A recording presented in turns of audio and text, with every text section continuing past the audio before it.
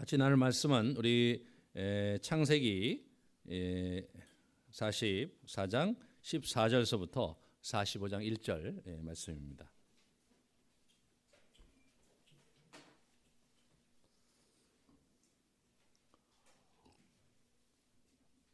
유다와 그의 형제들이 요셉의 집에 이르니 요셉이 아직 그곳에 있는지라 그의 앞에서 땅에 엎드리니 요셉이 그들에게 이르되 너희가 어찌하여 이런 일을 행하였느냐 나 같은 사람이 점을 잘 치는 줄 너희는 알지 못하였느냐 유다가 말하되 우리가 내 주께 무슨 말을 하오리까 무슨 설명을 하오리까 우리가 어떻게 우리의 정직함을 나타내리까 하나님이 종들의 죄악을 찾아내셨으니 우리와 이 잔이 발견된 자가 다 내 주의 노예가 되겠나이다.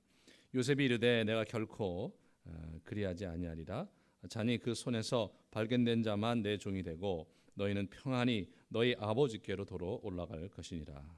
유다가 그에게 가까이 가서 이르되 내 주의 원하건대 당신의 종에게 내 주의 귀에 한 말씀을 아뢰게 하소서. 주의 종에게 노하지 마소서. 주는 바로와 같으심이니이다. 이전에 내 주께서 종들에게 물으시되 너희는 아버지가 있느냐 아우가 있느냐 하시기에 우리가 내 주께 아뢰되 우리에게 아버지가 있으니 노인이요 또 그가 노년에 얻은 이들 청년이 있으니 그의 형은 죽고 그의 어머니가 남긴 것은 그뿐이므로 그의 아버지가 그를 사랑하나이다 하였더니 주께서 또 종들에게 이르시되 그를 내게로 데리고 내려와서 내가 그를 보게 하라 하시기로 우리가 내 주께 말씀드리기를 그 아이는 그의 아버지를 떠나지 못할지니 떠나면 그의 아버지가 죽겠나이다.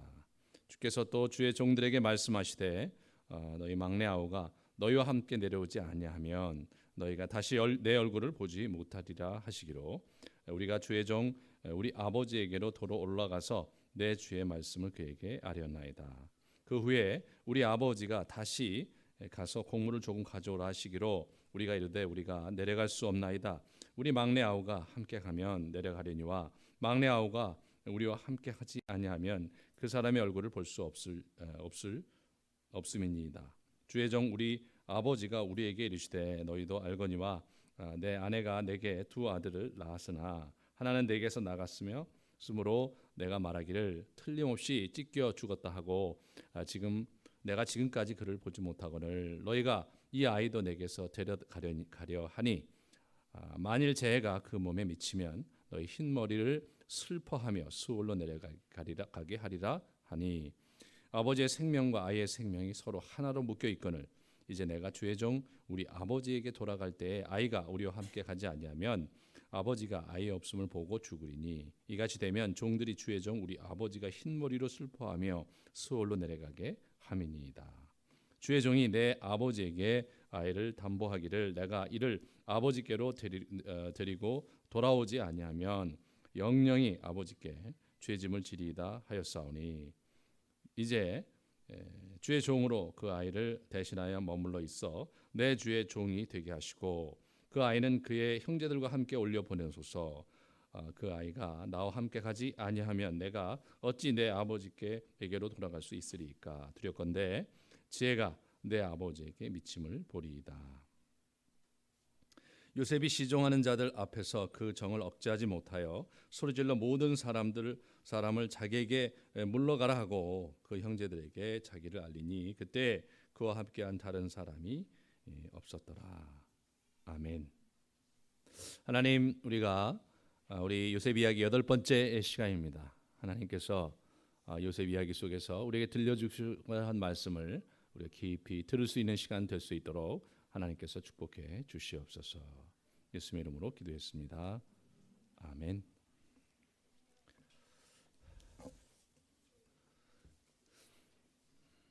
요셉이 기다리고 있었습니다. 자기 집에서 기다리고 있었어요. 자기 형들을 이제 이렇게 배웅을 하고 그리고 조금 있다 바로 청지기를 불러서 가서 이제 은잔을 가진 사람을 이제 체포하라. 물론 은잔이 누구에게 있는지 본인들은 잘 알죠. 본인들이 넣은 덫이니까.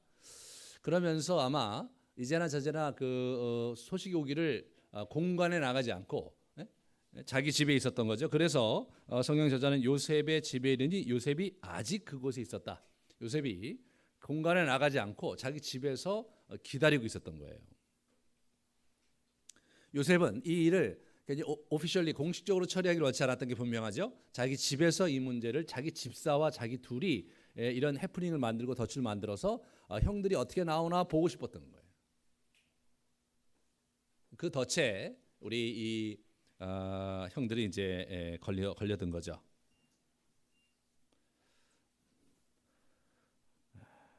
오자마자 15절에 요셉이 그들에게 이르되 너희가 어찌하여 이런 일을 행하였느냐 나 같은 사람이 점을 잘 치는 줄을 너희는 알지 못하였느냐. 그 얘기는 뭐냐면 내가 점을 쳤다 이거죠.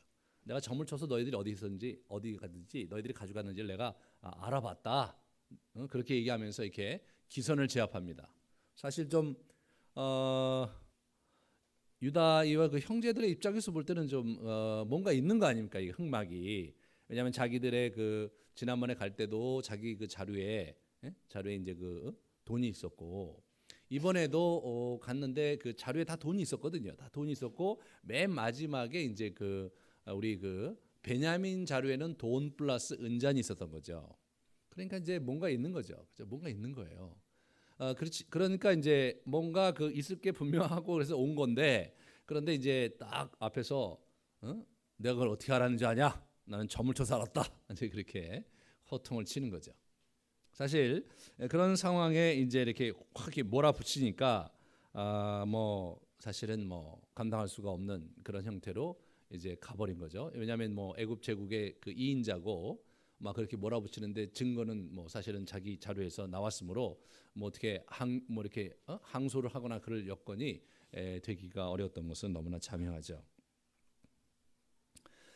그런 상황에서 형들은 또 형들대로 죄책감 때문에 힘들어했어요. 오늘 본문이 아니라 그 이전 본문에 보면 우리 자기 그 시몬을 또 붙잡아두고 빨리 가서 베냐민을 가져오라고 그랬을 때 막 그 이 요셉이 우리가 그때 20여 년 전에 요셉을 떠나보낼 때 막 울면서 구해달라고 했는데 그 얼굴을 봤는데 그 우리가 그렇게 했기 때문에 요셉을 그렇게 괴롭게 했기 때문에 오늘 우리가 이 일을 당하는 거다 이런 얘기를 하면서 이제 얘기를 하고 또 막 그 너희들이 막 정탐꾼이다 너희 스파이 아니냐 막 물어보실 때 아니다 우린 정직한 사람이다 정직한 사람이다 이런 얘기를 해요. 근데 실제로 이제 요셉에게 보고할 때 보면 요셉이 그 다른 형제는 없는지 아버님은 살아계신지 막 그러고 물었을 때 이렇게 얘기하거든요. 한 아버지의 자손인데 우리 12명이었는데 한 명은 지금 죽고 없고 뭐 이런 식으로 얘기를 하거든요. 한 명이 실종되었고 이렇게 얘기하는 게 좀 맞잖아요. 죽고 없다고 얘기하니까 이제 요셉이 이제 그 얘기 들으면서 어때요? 기분이 좀 안 좋죠. 그러니까 독실한 게 맞냐 말이에요. 정직한 게 맞냐? 너희들이 진짜 정직하지 내가 알아보겠다 그러면 베냐민을 들어오라 그런 거거든요. 이 사람들은 계속 자기는 독실하다고 그래요. 자기 정직하다고 그래요. 그 얘기를 하면 할수록 이 요셉의 입장에서 되게 정직하긴 지금 이런 생각이 이제 드는 거죠. 또 이 사람들 입장에서 자기 정직하다고 얘기는 하지만 물론 그 사안에 있어서 정직할지 모르지만 정직하다는 얘기를 계속 한다는 것 자체가 이 사람들이 뭐 정직하지 않은 구석이 역력하게 있다는 것을 이제 보여주는 거죠. 공식적으로 이제 자기 정직한 사람이라고 외칠 때 이제 느끼는 게 이제 아닐 때가 많죠. 지금도 이제 정치인들 보면 뭐 이렇게 비리가 들어가면 자기는 그런 적 없고 결코 그런 적도 없고 터무니없는 얘기다 막 이렇게 발표를 하는데 가만히 듣다 보면요 너무 터무니가 없이 얘기하는 거 보니까 터무니가 있구나 이제 그런 생각이 드는데 참 어려운 거예요. 참 자기들이 정직한 척하고 뭐 대단한 척하는데 실제로 좀 문제가 많은 그런 형태로 지금 전국이 돌아가는 걸 보면 여나 야나 할 것 없이 다 그냥 똑같은 것 같아요. 그놈인 것 같고 아주 그냥 막 속상할 때가 많아요. 그냥 집에 가지 그냥 저기 가서 국민들을 그냥 우롱하고 있고 그런 이제 뭐 우리 요셉의 심사가 좋지 않았을 게 너무나 분명합니다. 그런 장면에서 이렇게 딱 유다가 딱 치고 나왔어요. 그래서 이제 이 상황 전체를 이제 주도를 합니다. 유다의 이런 그 감동적인 탄원, 오늘 본문 자체가 이제 유다의 감동적인 탄원 하나만을 제가 이제 보려고 했던 이유는 이 탄원 자체가 갖고 있는 그 의미가 굉장히 크기 때문에 그래요. 그리고 그 구조적으로도 굉장히 탄탄해요 이게요. 먼저 우리가 이제 유다를 가만히 보면요, 베냐민에게서 은잔이 발견되었을 때 옷을 찢어요. 저기 형제들이 다 찢어요. 그들의 슬픔의 표현이고 분노의 표현입니다.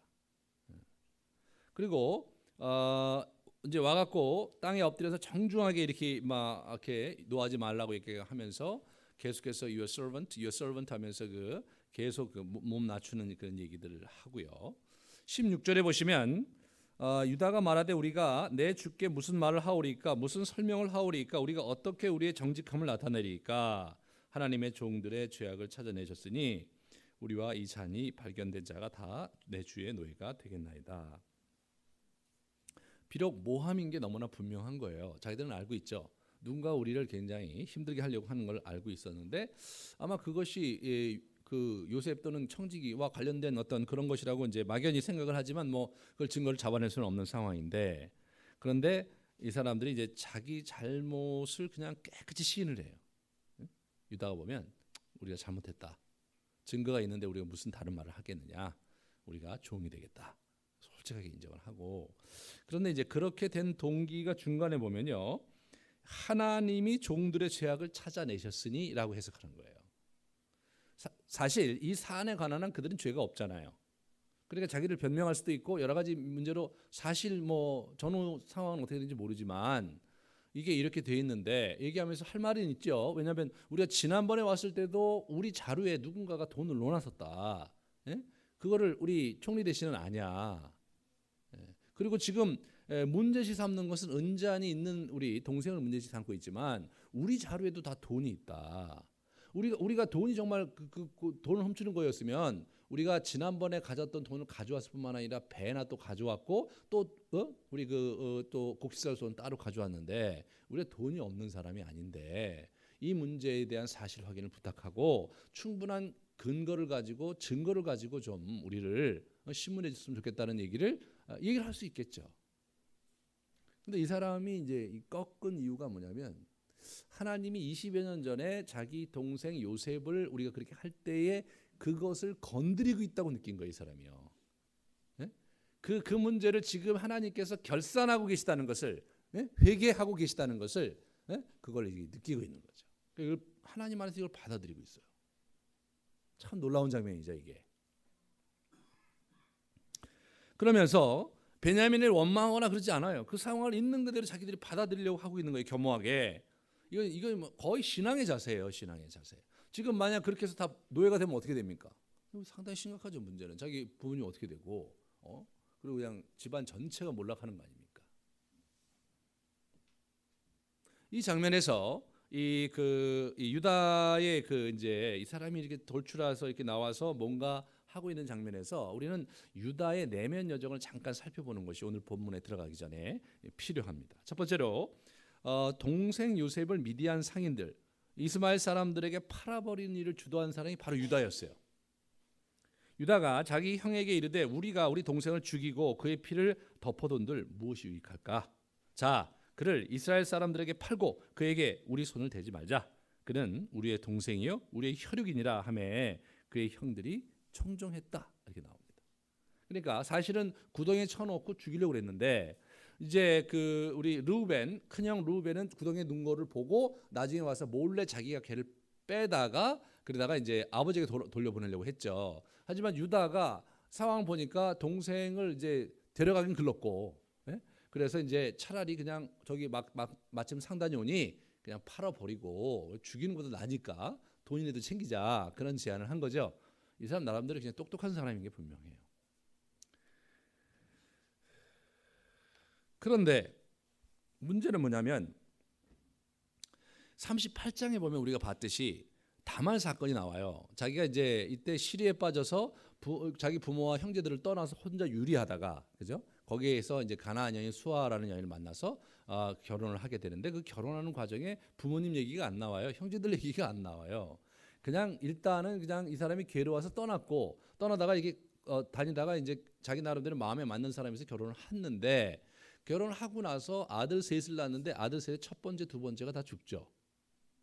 그리고 다말이라는 자기 며느리가 있는데 그 며느리가 잠자리가 참으면 죽는 거야 애들이. 그러니까 자기가 이제 힘드니까 이제 며느리를 아예 친정으로 소방마에서 보내고 그리고 이제 시간을 보내는 등 이런 일들이 있었는데 가장 치명적인 문제는 뭐냐면 그 다말이라는 그 며느리가 결국은 자기의 인생을 이렇게 끝낼 수가 없으니까 그러니까 고대 근동에서 이 여자 혼자 살아갈 수가 없었어요. 그러니까 이제 재산을 소유할 수도 없었거든요. 그러니까 어떤 가문에 들어가야 되는데 자기 집에 있는 것도 한계가 있는 거고 부모님 돌아가시면 자기 또 어떻게 되는 거예요. 그런 부분에서 이 사람이 이제 자기 운명을 개척하기 위해서 자기의 그 시아버지 이 시아버지를 이렇게 이제 이렇게 속여서 잠자리를 같이 한 거죠. 그러니까 이 사람은 나름대로의 깊은 자책감에 사로잡혀 있던 것 같아요. 자기 그 동생을 그렇게 한 것에 대한 회한이 너무나 많았고, 그러면서 이제 방황을 했던 것 같아요.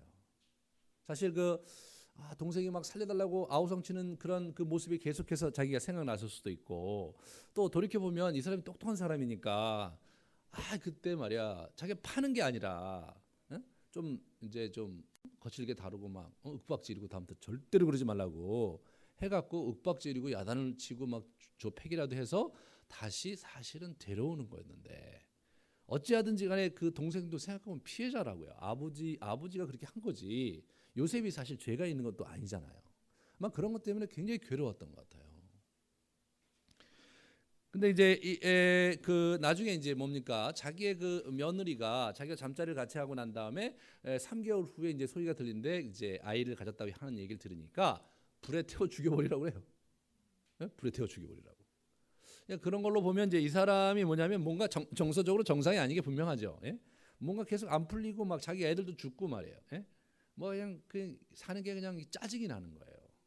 그런데 이제 이 다마리아 여인이 그때 받았던 인장과 허리띠 이런 걸 갖다 보여주면서 이 사람이 나와 잠자리를 같이 한 사람이다라고 했을 때 유다가 어떻게 얘기하냐면, 유다가 그것들을 알아보고 이르되 그는 나보다 옳도다. 그는 나보다 옳다 이거예요. 그래서 이제 그 여자하고 자기 잠자리를 이제 더 이상 안 하고 애가 태어났죠. 애가 태어나서 자기 후손으로 입적을 시켰어요. 나 뒤에 보고 싶어 아세요? 근데 여러분, 이 유다라는 사람이요, 그때 그 자기 며느리가 가져온 그 인장과 그걸 받아 봤을 때 시치미를 딱 뗄 수가 있는 문제죠. 이거 내가 어디 여행하다가 잊어버린 건데 그거를 들고 어떻게 거기에 들어갔는지 모르지만 이게 뭐 하는 짓이냐.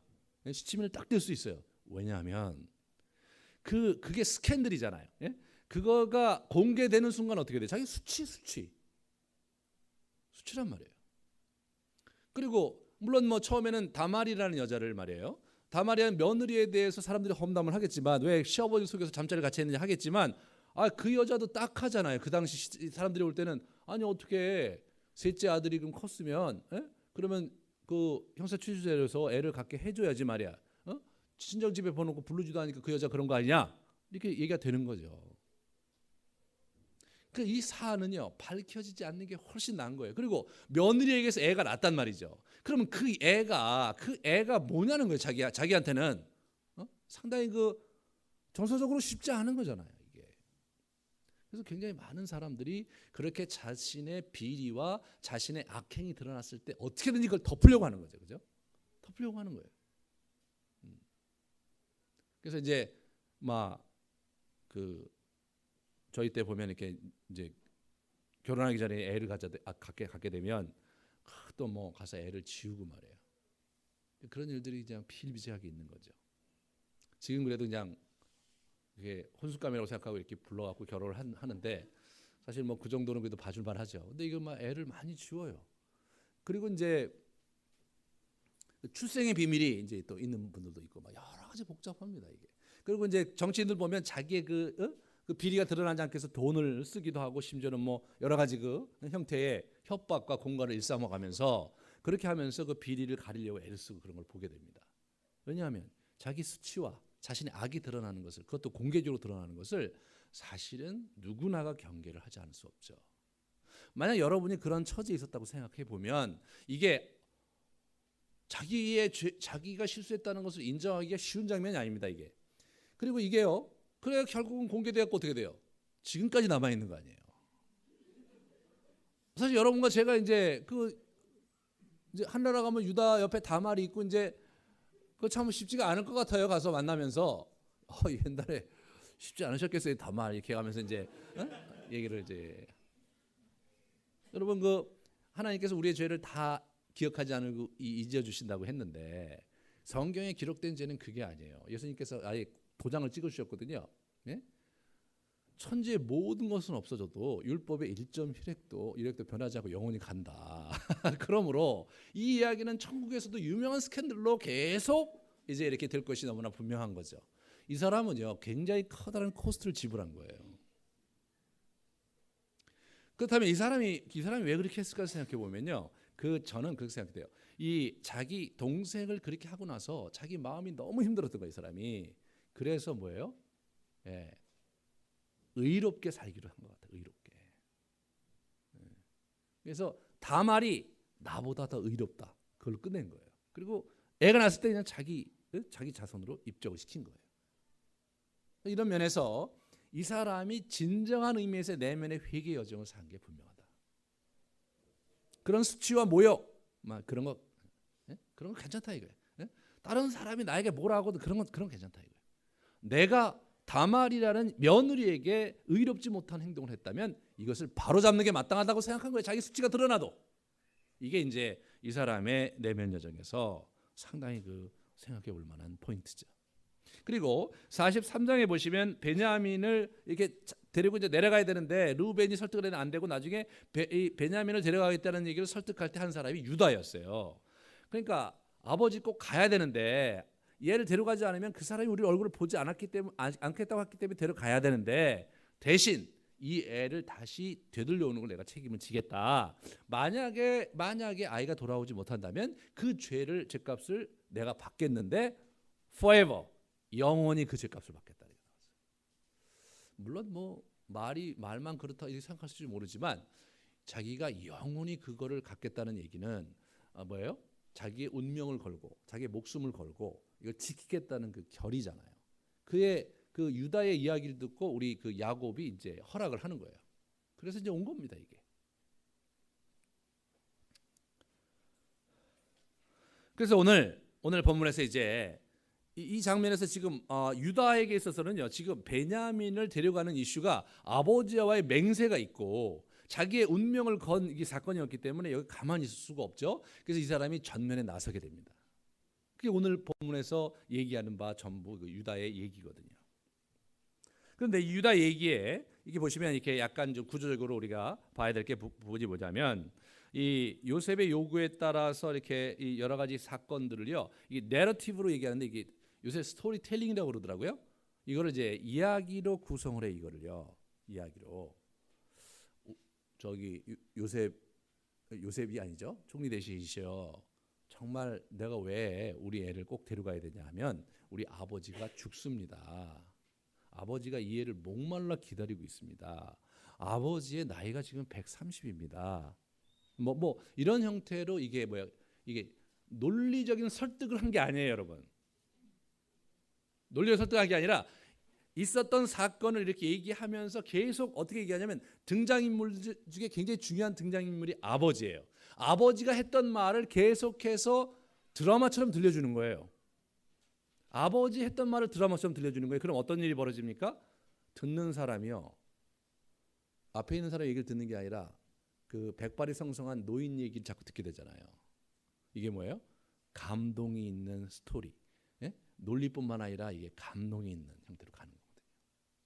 참 유다라는 사람이요, 참 그러면서 무슨 얘기하냐면 만일 해가 그의 몸에 미치면 나의 흰머리를 슬퍼하며 수월로 내려가게 하리라 라고 얘기했던 29절의 말을 이렇게 다시 들려주는데, 이게 말이 좀 우리한테 좀 약간 어법이 좀 이상하긴 한데 이 표준세 번역이 이걸 잘 번역을 했어요. 표준세 번역, 너희는 백발이 성성한 이 늙은 아버지가 슬퍼하며 죽어가는 꼴을 보겠다는 거냐? 이렇게.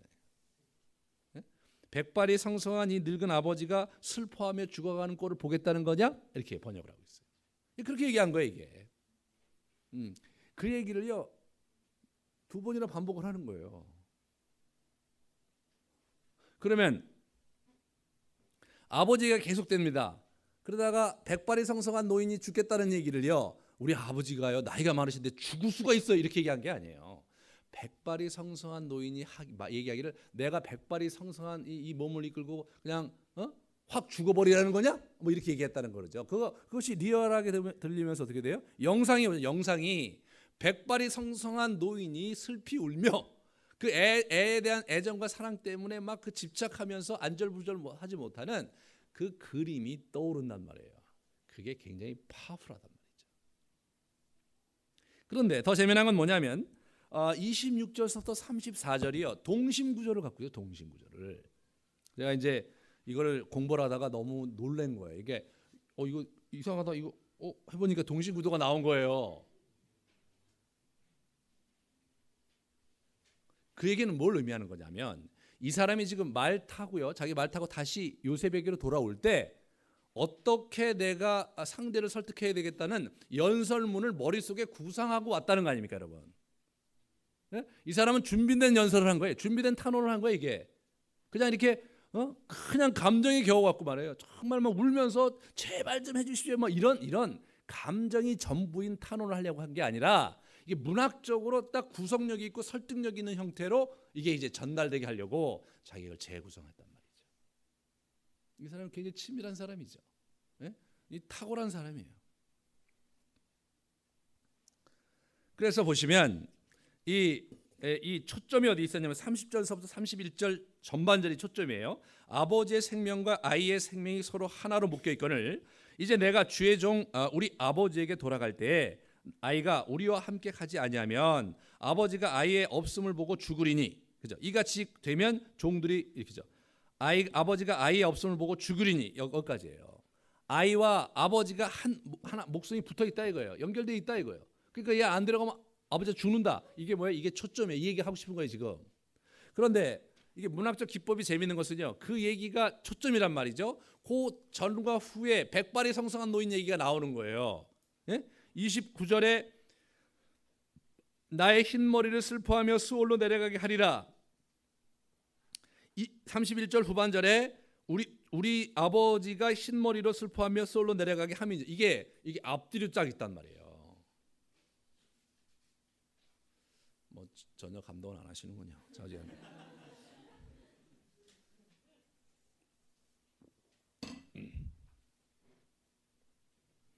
사람이요. 갈등 국면에 있거나 긴장 상황이 있을 때요. 어법이 어떻게 되느냐에 따라서 이 심리 구조가 틀려져요. 이 사람이 지금 어법이 기가 막힌 어법을 가지고 얘기하고 있다는 얘기를 제가 열심히 지금 얘기를 한 거예요. 그러니까 여러분이 이제 못 알아들으시면 어떻게 할 수는 없을 것 같아요. 그래서 이런 그 문학적 장치를 통해서 그냥 단순히 그냥 우리 아버지 죽어서는 안 되는데 막 이래가면서 말해요. 차라리 내가 죽는 게 낫지 막 이런 얘기하면 막 무슨 말을 하는지 자기도 모르는데 옆에 있는 사람이 보면 정말 저 사람이 슬픈 게 분명하고 저 사람은 정말 꼭 자기 동생을 데려가고 싶은 게 분명하고 막 이렇게 규모 없이 보이게 하지 않은 거란 말이에요. 얘기를 굉장히 품위 있게 풀어간 거란 말이에요. 격식이 있으면서도 그러면서도 심리적으로 상대를 이렇게 확 끌어들이는.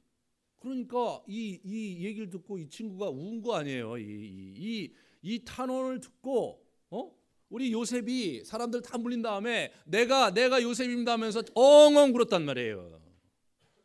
울었단 말이에요. 왜 울었냐? 이런 고도의 정말 정교한 연설문을 만들어서 감동적이면서도 정말 뭔가 뭉클한 스토리가 흘러갈 수 있는 형태로 해서 상대방에게 전달을 시켰기 때문에 이제 그렇게 된 거예요. 물론 성령께서 역사하시고 하나님께서 그렇게 하셨다. 뭐 이렇게 해석하면 이제 더 이상 할 말은 없어요.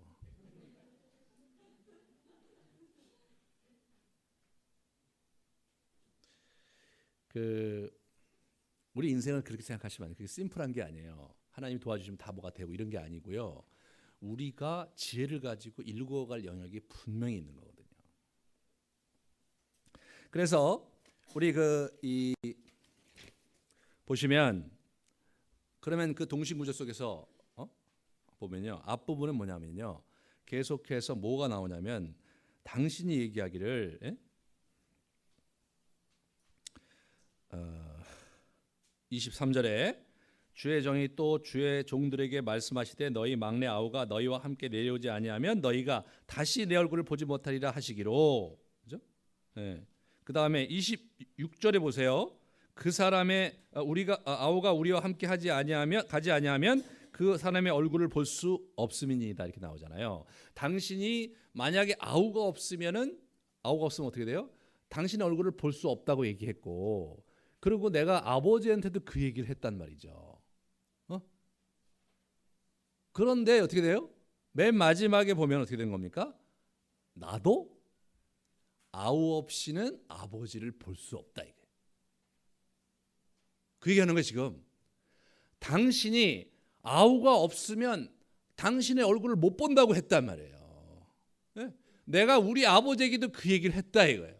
근데 아버지가 그 얘기를 듣고 노발대발하셔서 내가 내 목숨을 걸고 아버지하고 언약을 했다 이거예요.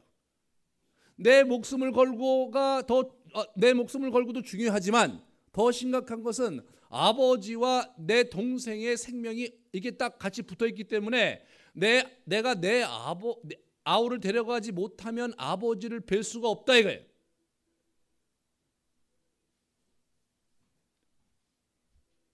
당신이 내 아우가 없으면 얼굴을 볼 수 없다고 해서 내가 굉장히 긴장을 하고 내 운명을 걸고 아버지하고 맹세하고 왔는데, 이 장면에서 다시 당신이 내 아우를 가져간다면 나는 또 다른 문제. 내가 내 아버지를 어떻게 보냐, 내 아버지를.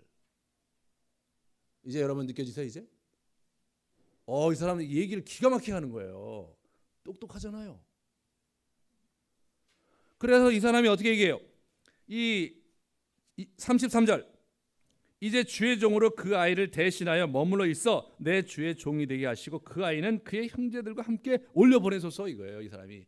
그러므로 내가 당신에게 요구하는 건 뭐냐면 나를 내 동생 대신해서 여기 있게 해달라 이거예요. 내가 내 동생 없이 아버지 얼굴을 보면 아버지는 그 즉시 죽는데 내가 내 아버지 죽는 것을 어떻게 보겠냐는 거예요. 차라리 내가 평생 당신의 종으로 사는 게 더 낫겠다. 그러니까 나를 여기 두고 내 동생을 보내달라. 굉장히 감동적인 얘기죠. 참 감동적인 얘기예요. 그러니까 이제 진짜 그 얘기를 듣고 우리 그 요셉이 더 이상 이제는 그 정도 스토리에 이제 완전히 이제 마음이 녹아갖고 어떻게 할 수가 없게 된 거죠. 그래서 이제 자기 얘기를 한 거란 말이에요.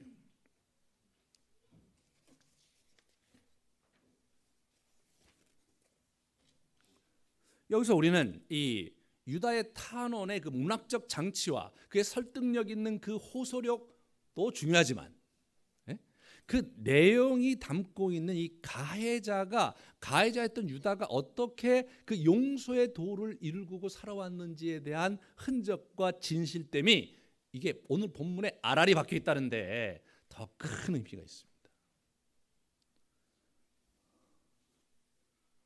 그는 지나온 세월에 대한 잘못을 진심으로 뉘우치면서 내면의 변화를 자기가 일구어왔던 사람이에요. 그는 요셉을 버렸듯이 다시 베냐민을 버리는 일을 결코 할 수 없다 이거예요. 자기 인생에 그런 죄와 자기 인생에 자기 동생을 잃어버리는 그러한 죄는 절대로 할 수 없다 이거예요.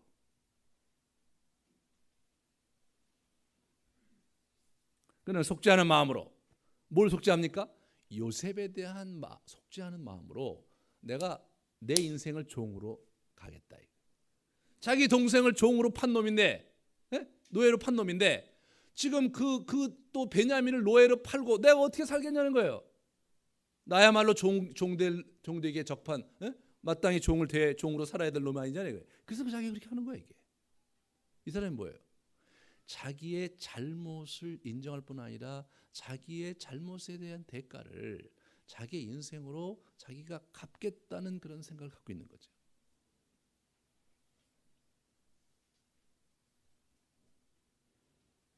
뿐만 아니라 이 사람이요, 아버지에 대한 태도가 달라요. 그 아버지에 대한 염려가 구석구석에 있잖아요. 아버지 죽는 거 못 보겠다는 게, 나이가 130이세요. 돌아가실 때 지났어요. 그냥 계속해서 지난 수십 년 동안 20년 동안 요셉 그냥 계속 끌끌대면서 베냐민을 붙들었어요. 베냐민을. 그러면 어떻게 돼요? 아버지가 밉죠. 그냥 못 이기는 척하고 그냥 슬슬 기고 가서 그래서 그냥 아버지 돌아가시면 막 돌아갈 때 울다가 어떻게 해요?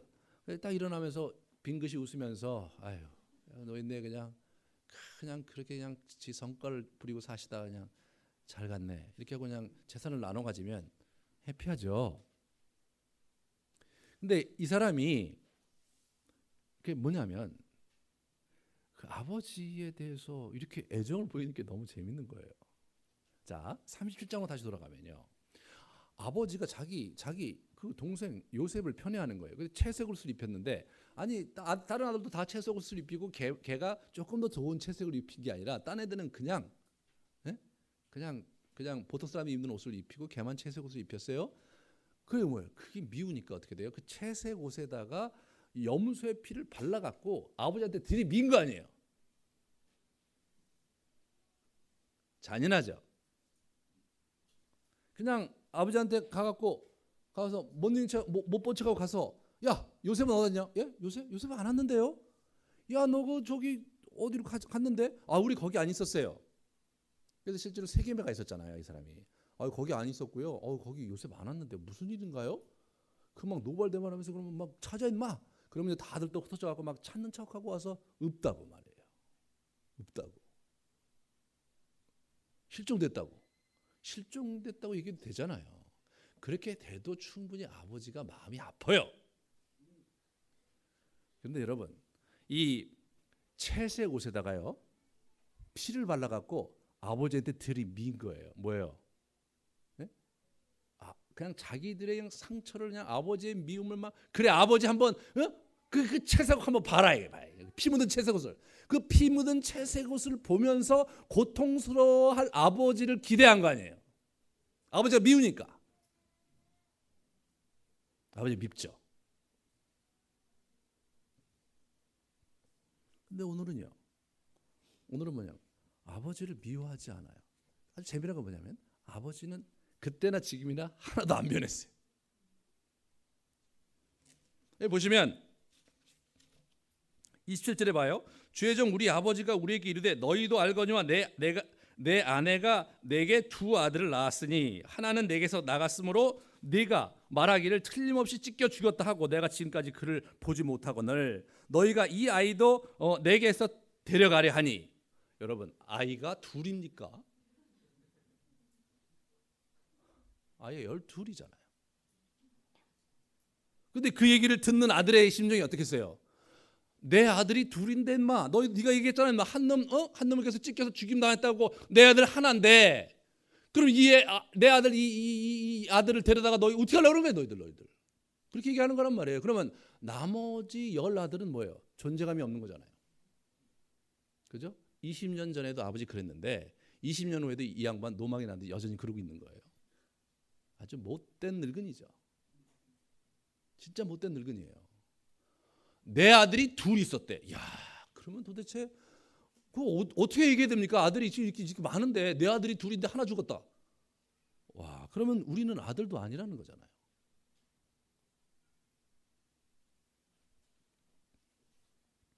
아버지가 안 변했어요. 아버지가 안 변했는데 누가 변했느냐? 유다가 변했어요. 그건 뭘 의미해요? 아버지를 용서했다는 거죠. 그냥 아버지를 있는 그대로 받아주고 있어요. 아버지를 용서했고요. 요셉도 용서했고. 그리고 요셉에 대한 미안함과 속죄한 심정으로 베냐민을 돌보고 있는 거죠.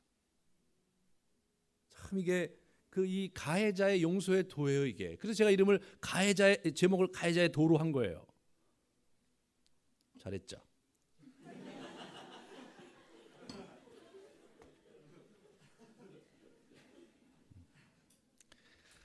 이런 부분에서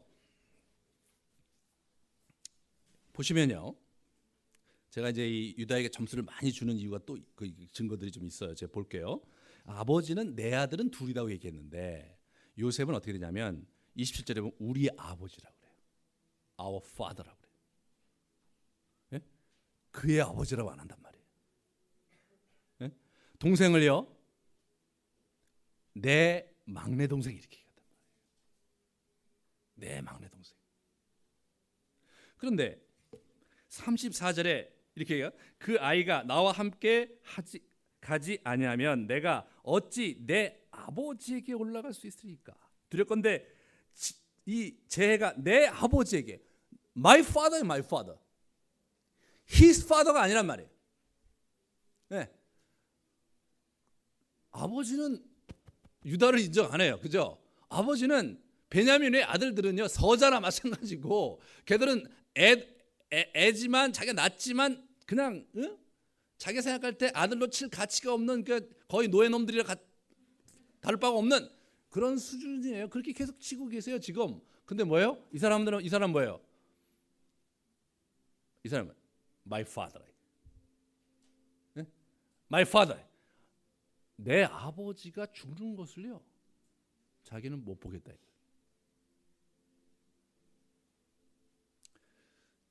37장에 그러한 정서였으면 어떻게 돼요? 그의 아버지죠. 그리고 이제 뭐예요?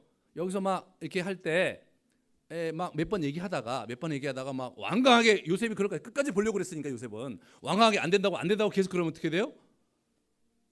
너의 아버지에게 행복하게 가라 그런 얘기를 얘기해요. 여기 보시면 17절에 요셉이 이르되 내가 결코 그리하지 아니하리라. 자니 이게 무슨 얘기냐면 우리가 다 노예가 되겠다니까 왜 너희가 다 노예가 되냐? 그 은잔을 든 놈 그놈만 노예가 될 거야 그렇게 얘기하는 거예요. 그래서 자니 그 손에서 발견된 자만 내 종이 되고 너희는 평안히 너희 아버지께로 돌아와 올라가라. 이게 약간 뭐예요? 뭐 억하심정이 있는 표현이잖아요. 어이 뭐 형들 뭐 옛날에 나 울면서 징징대고 그래서 뭐 구해주도 않고 자기들이 뭐 깔깔대고 웃었거라도는 마음 아주 속이 후련한 얼굴이었나 봐요. 그때 요셉의 눈에 비친 형들의 얼굴은 편안한 마음으로 이제 우리의 근심거리와 우리의 미래의 모든 어둠이 가시고 이제 뭐 이런 분위기였던 것 같죠? 그래서 아이 뭐 예전처럼 형들 평안히 가서 잘 사시면 되겠네. 그 얘기하는 거거든요. 이게 그걸 하는 거예요. 그러니까 이제 못 이기는 척하고요. 못 이기는 척하고 뭐 사실 또 객관적으로 베냐민에게서 은잔이 나왔는데 어떡하냐 말이에요. 그러니까 이 녀석 그냥 평소에 자꾸 아버지 또 옛날 요셉처럼 말이야. 매일 편해갖고 자라더니 그것도 그냥 그 훔친 거 아니냐 말이에요. 훔친 거 아니냐. 그래서 형들 어떻게 생각하냐? 야 그거 어떡하냐? 그 아버지 또 하고 우리 그 자기 처자식도 있잖아요. 처자식들 있으니까 못 이기는 척하고 막 이렇게 하면서 이렇게 하다가 이게 갖고 막 이렇게 하고 슬쩍 빠져가서 집에 가면 되는 거잖아요. 아버님 어떻게 돼요? 돌아가셔야죠. 130년 사셨으니까. 그놈은 노인네 그냥 베냐민하고 그냥 매일매일 요셉 얘기만 하고 막 그러더니 그냥 잘 됐단 말이에요. 이번 기회에 조금 마음이 아프시겠지만 그리고 돌아가시면 우리 약간 좀 섭섭하긴 하겠지만 우리에게 손해될 건 없는 그런 결과죠. 근데 그렇지 않아. 이 사람이요. My father. 아버지를 있는 그대로 받아주고 아버지가 애지중지하고 있는 그 베냐민을 my son이다 이게. 내가 two son이 있었는데 한 son은 없어지고 또 한 son만 남았다. 이런 얘기 해도 뭐예요? 그래도 내 아버지다.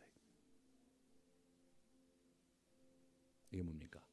어떤 경지에 올라간 거예요. 네? 경지에 올라 아버지를 있는 그대로 받아주면서 자 그렇게 하는 거란 말이에요.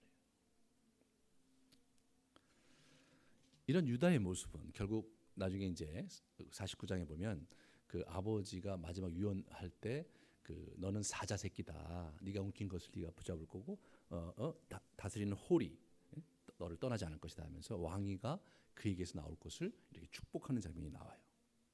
아버지의 인정을 받는 거죠. 이 아들이 똑똑한 아들이었던 게 맞아요. 근데 이 사람이 똑똑할 뿐만 아니라 진실이 있었어요.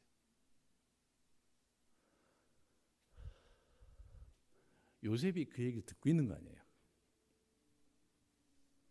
요셉이 그 얘기를 듣고 있는데 이 유다의 입에서 나오는데 아버지에 대한 원망 없어요. 응? 그죠? 베냐민에 대해서 한치도 볼멘 소리를 안 해요. 거기다가요. 이 유다 형이 자기 동생을 위해서 자기가 평생 노예가 되겠다고 자처해요. 와, 이 정도 되면요. 그냥 여러분 그 형들의 나만 힘든 게 아니고 이 형들도 어렵게 살았고 그리고 형들이 드디어 아버지와 동생을 있는 그대로 받아주고 있구나.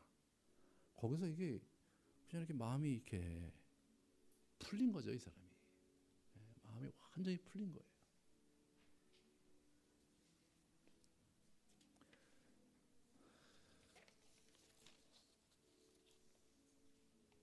이것이 성경에서 얘기하는 가해자의 도의 아주 좋은 모델입니다. 가해자가 가해자의 입장에서 용서의 도를 가는. 그러니까 다음 주에는요, 피해자의 입장에서 용서의 도를 가는 장면을 얘기할 거예요. 하지만 우리가 피해자로만 인생을 살진 않거든요, 우리가. 그죠? 우리 많은 경우 우리 가해자로도 삽니다. 네? 우리는 피해자로서의 용서의 도는 얘기를 우리가 많이 하는데 가해자로서의 용서의 도가 얘기가 이게 잘 안 되고 있는 거예요, 지금. 이 속죄죄와 속건죄의 원리, 레위기 4장에서 6장에 보시면 지난번에 우리 작년에 이제 오셨던 분들은 제가 레위기 강의 때 얘기했는데 먼저 죄를 지으면 어떻게 돼요? 번제를 드려요. 그래서 자기의 죄값을 그죠? 용서를 받습니다. 번제 속에서 감사 소제를 드리고 나서 그 다음에 제사를 2개를 드리는데 그게 뭐냐면 속죄제. 속죄제는 하나님과의 관계 회복을 위해서 따로 드리는 거예요. 관계 회복을 위해서. 그러니까 죄값이 아니라 그것은 하나님과 망가진 관계를 회복하기 위해서 하는 게 속죄제. 속건제는 뭐냐? 내가 누군가의 피해를 줬단 말이죠. 그 피해를 보상하는 제사가 속죄제. 보상제사의 보상제사. 다시 말해서 용서받는 것과 보상하는 것은 뭐예요? 별개의 것인 거예요. 용서받는 것, 하나님과의 용서받는 건 따로 있고요. 예? 그 다음에 내가 폐해를 끼친 것에 대해서 보상하는 것은 따로 있는 거. 그게 성경의 윤리예요. 그런 면에서 이렇게 보시면 예수님이 그걸 어떻게 적용하셨는가? 이 속건제와 속죄제를 예수님이 어떻게 적용하신 걸 보면요. 마태복음 5장 23절에 24절에 보시면 그러므로 예물을 제단에 드리려다가 거기서 내 형제에게 원망들을 만한 일이 있는 것이 생각나거든. 예물을 제단 앞에 갖다 두고 먼저 가서 형제와 화목하고 그 후에 와서 제물을 드려라. 여기서 형제와 화목하고 오라 그래요. 이거 참 재밌어요. 형제에 가서 용서를 빌고 오라는 얘기가 아니에요. 화목은요, 용서 플러스 뭐예요? 보상을 해야 화목이 되는 거예요. 그렇잖아요. 나한테 뭐 엄청나게 내 재산상의 손실을 입혔단 말이에요. 가령 예를 들어서 내 차를 완전히 찌그러뜨려 갖고 수백만 원의 피해를 입혔어. 근데 와서 정말 내가 세워놓은 차를 그렇게 박아서 정말 미안하다. 정말 미안하다. 그러려고 한 게 아니라 내가 어떻게 하다 보니까 그렇게 됐다. 용서를 빌고 갔다. 그게 뭐예요? 아, 죄송합니다. 제가 대물 보험은 안 들었는데 이게 얼마 나오는지 모르지만 제가 이 문제를 정말 성의껏 제가 카센터에 가서 이렇게 견적을 뽑아 오시면 거기에 응당하는 보상을 해드리겠습니다. 어디 다친 데는 없으십니까? 제가 좀 용서를 빌겠다. 이렇게 얘기하는 거예요. 그게 그렇게 되면 어떻게 돼요? 그 사람이 뭐 그렇게 나오시니까 내가 뭐 할 말은 없는데 그것 때문에 내가 며칠 차를 못 굴리니까 그런 거에 대해서도 좀 생각해달라. 이렇게 얘기할 수도 있잖아요. 그러면 그렇게 하죠. 이렇게 해서 그럼 됐다고 뭐 살다 보면 그럴 일도 있는데 뭐 그렇게 얘기하니까 고맙다고. 이렇게 되면 화목이 되는 거죠. 화목이 되는 거예요. 용서는 빌었어요. 잘못했다고. 뭐 살면서 그러실 수도 있죠. 뭐 사람 안 다쳤으니까 다행이고 뭐 차야 뭐 고치면 되죠. 예, 그렇죠. 예, 감사합니다. 그리고 간다. 그럼 뭐예요? 화목이 안 되는 거예요. 화목에는요, 책임을 지는 모습이 있고 또 실제적으로 구체적인 책임을 져야 되는 거죠. 그러니까 이게 이제 그런 거예요. 이게 예수님이 그런 식으로 얘기하신 거예요. 그래서 우리가 이제 이렇게 특별히 이렇게 가서 다른 사람한테 내가 가해자 입장에서 가서 얘기할 때 조심해야 될 건 뭐냐면 자기 입장을 얘기하지 말라는 거예요. 예? 자기 가해자 입장에서는 깨끗이 잘못했습니다 이 얘기만 하고 죄송하다 이렇게 얘기하고 상대방의 얘기를 들어야 되는데 뭐 사실 뭐 저 나름대로도 고생이 많고 사실 뭐 지금 돈도 없는데 뭐 하다 보니까 또 그 전날 또 이렇게 술도 많이 먹고 그래서 잠도 잘 못 자고 요즘 또 막 사업이 안 돼서 너무나 힘들어서 어떻게 그냥 실수를 했네요. 죄송합니다. 예? 이런 얘기 하지 말라는 거예요. 이런 얘기 하지 말라는 거예요. 잘못한 건 잘못한 거고 상대의 얘기를 들어야죠. 가해자라면 피해자의 얘기를 들어야 되는데 가해자가 변명하는 것은요 옳지 않아요. 그런 면에서 그렇게 해야 되고요. 그 사도들이 어떻게 적용을 했는가를 봐야죠. 바울은요 서로 친절하게 하며 불쌍히 여기며 서로 용서하기를 하나님이 그리스도 안에서 너희를 용서하신 같이 하라. 서로 용서라고 나와요. 근데 이제 갈등 사항에 보면요, 물론 첫 번째 원인 제공자의 가해자가 있어요. 예? 그 사람이 이제 원인을 제공했단 말이에요. 근데 이야기가 갈등이 진행되면 어떻게 돼요? 첫 번째 피해자도 가해를 하죠. 뭐 뒤에 가서 막 험담을 한다든가, 제가 하는 짓이 늘 그랬다든가, 과거에도 뭐 저쪽에 있을 때도 그러더니 또 저런다든가 이래가면서 비방을 하잖아요. 예? 그렇게 하게 될 경우 본인도 또 다른 가해자가 되는 거예요. 그렇지만 이니셔티브를 누가 잡아야 되냐면 첫 번째 원인 제공자가 잡아야죠. 예, 그럴 경우 이제 그렇게 하는 거예요. 근데 첫 번째 원인 제공자가 자기가 용서를 빌어오지 않는다. 그럼 어떻게 되느냐? 그러면 피해자가 가서 용서를 회개하라고 얘기하라는 게 성경의 가르침이에요. 그 얘기는 다음 주에 하겠습니다. 다음 주에 하는데, 이게 이제 뭐냐면 이 가해자가 서로 이제 쌍방에 용서를 빌라 이거죠. 그다음에 이 사도 요한은 뭐예요? 만일 우리가 죄가 없다고 하면 스스로 속이고 또 진리가 우리 속에 있지 아니하다 이거예요. 그리고 만일 우리가 범죄하지 아니하였다 하면 하나님을 거짓말하는 자로 만든다. 자기가 범죄한 것을 인정을 해야 돼요. 자꾸 속이고 말해요. 나는 사실 그런 의도는 없었는데 내가 그렇게 됐다. 미안하다.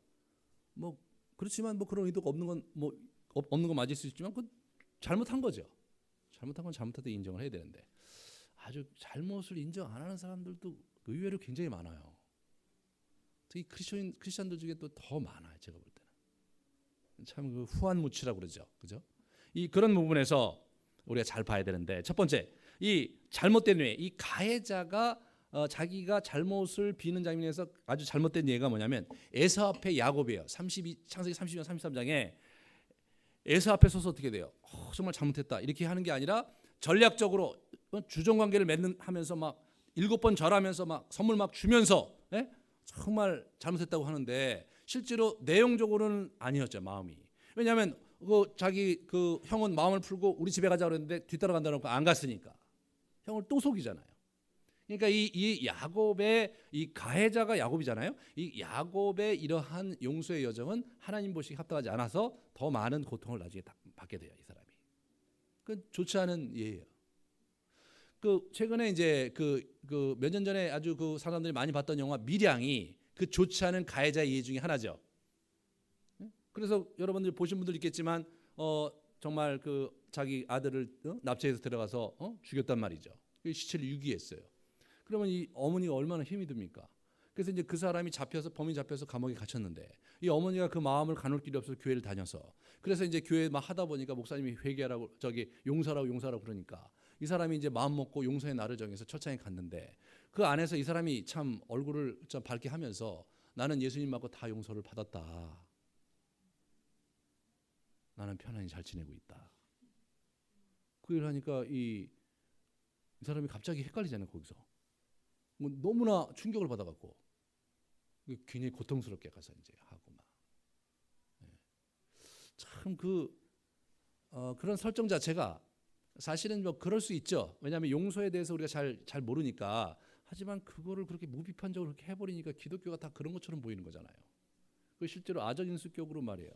하나님과만 잘 지내고 이 세상과는 잘 안 지내려고 하는 그런 문제가 있는 거죠, 그죠?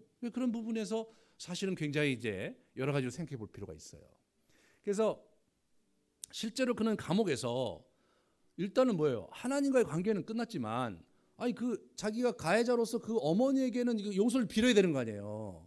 정말로 죄송하다고 제가 찾아뵈서 용서를 빌어야 되는데 이렇게 와주셔서 너무 감사하고, 참 제가 최근에 하나님 만나고 예수를 믿고 나서 보니까 내가 정말로 잘못한 걸 더 깊게 깨닫게 됐다고, 정말로 죄송하고 정말 용서를 비는데 어떻게 그 책임을 그걸 갚아야 될지 모르겠다고.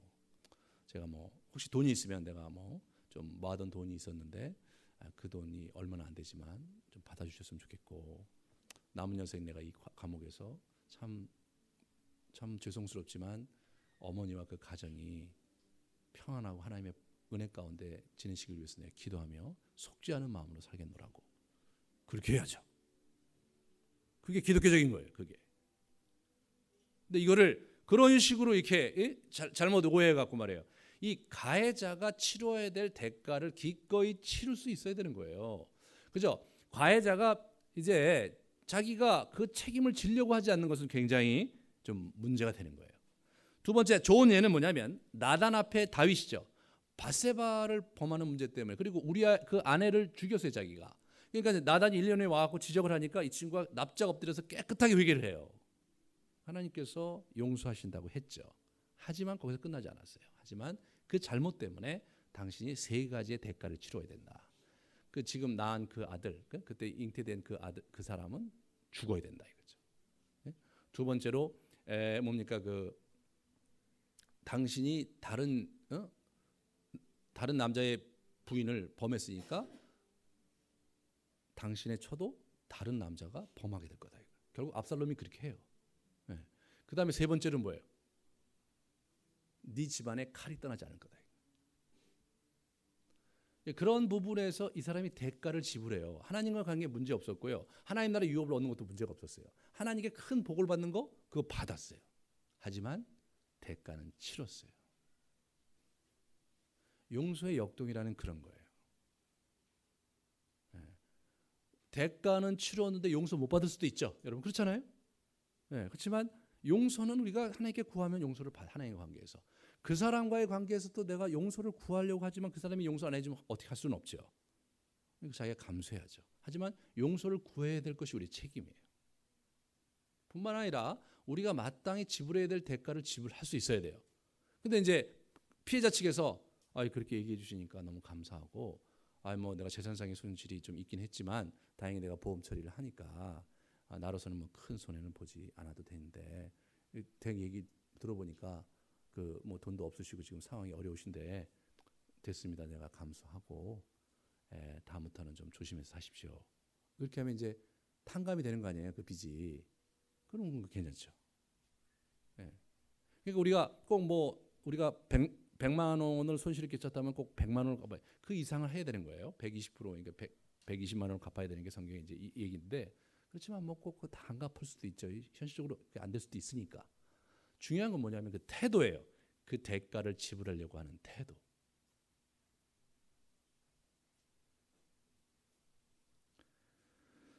그래서 이 가해자의 도는 참 우리가 한번 잘 붙잡고 고민을 하셔야 돼요.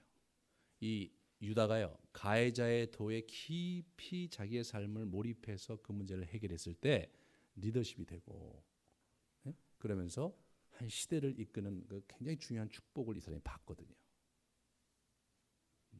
그래서 우리가 이 용서의 도란 참 중요해요. 피해자이든 가해자이든, 그죠? 이 피해자의 용서의 도를 정말 깊게 이렇게 지켰던 인물 요셉이고요. 가해자의 도를 깊게 따라갔던 인물 유다입니다.